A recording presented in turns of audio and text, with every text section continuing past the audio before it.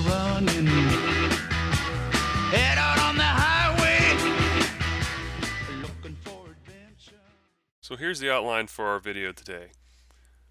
We're going to talk about what Corby fasteners are, how to prep your handle scales to accept Corby fasteners, how to prep the Corby fasteners themselves, and then installing the Corby fasteners onto your knife.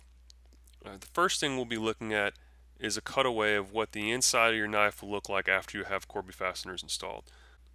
You'll first drill a hole that will accept the shaft of the Corby fastener, and then you will utilize a step drill to counterbore the hole for the head of the Corby fastener. Due to the design of these fasteners, they are way more robust than a straight pin would be. As mentioned before, the first step is to drill a hole that will accept the shaft of the Corby fastener.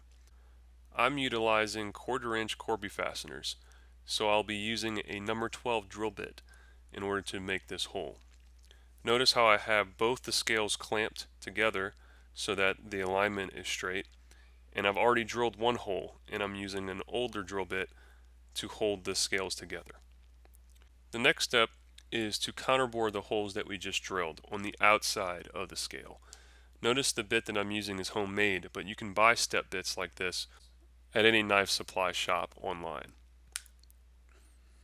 Or you can make your own by using a Dremel tool to make a nice sharp edge and a belt sander to hog away most of the metal behind your sharp stepped edge that you create in the stock drill bit. This is why I stave most of my drill bits, so I can make step drills out of them.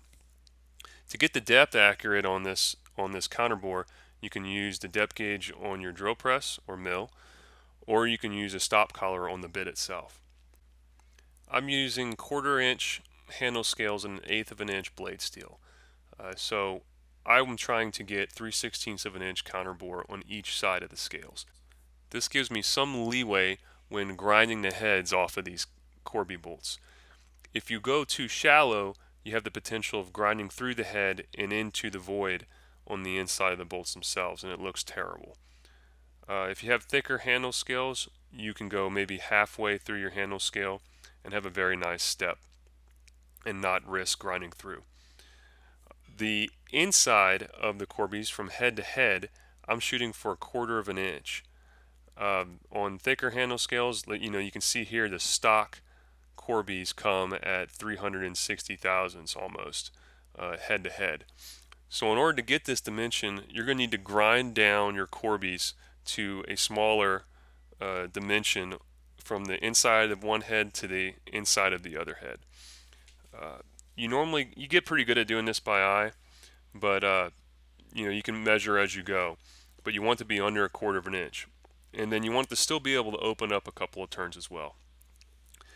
After you have the length figured out, you can start grinding down the outside diameter of the heads. This will allow them to fit into the hole. So you'll grind a little bit, fit, grind, fit until it fits just right.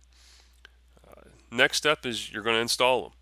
So what you need to do is clean them off. You want to be completely clean so the epoxy adheres to them very well. And then you put a little bit of epoxy into the hole from the top end of the scale.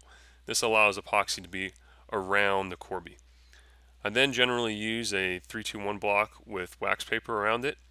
It's just because it has holes in it, and it allows me to tap the female end of the Corbys into the handle scale and have them seat fully. I normally always start with the female ends, and then I put the male ends on the top of the hole similarly as I do my glue up. So you're seeing right here, this is the male end of the Corby fasteners going in. I do the same thing. I put epoxy in the hole, and then I affix the Corby fasteners male ends into those holes. This way I have the ability to get to the male ends first just the way I have it laid out on the table, so that I can start screwing them into the female ends. Another little tip here is try not to get any epoxy into the female ends of your Corby fasteners. If you do this, it can make it very difficult or impossible to screw the Corby fastener all the way down.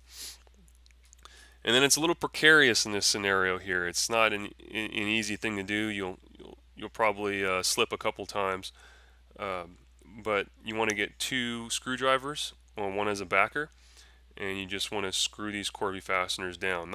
Not super tight, but tight enough that it acts as a clamp for your epoxy. That's another major benefit of the Corby fasteners, is you don't need clamps. Then you can, after your glue up's done, you just cut the Corby fasteners off. Then you grind them flush with your knife. Do the rest of your hand sanding on your knife, and then you will have a finished product that looks just like a pinned knife. However, it has a way more robust mechanical connection for the scales to your blade, and it take a bunch of abuse. So if you liked your video here and you learned something, please subscribe, and I'll be back at you next time.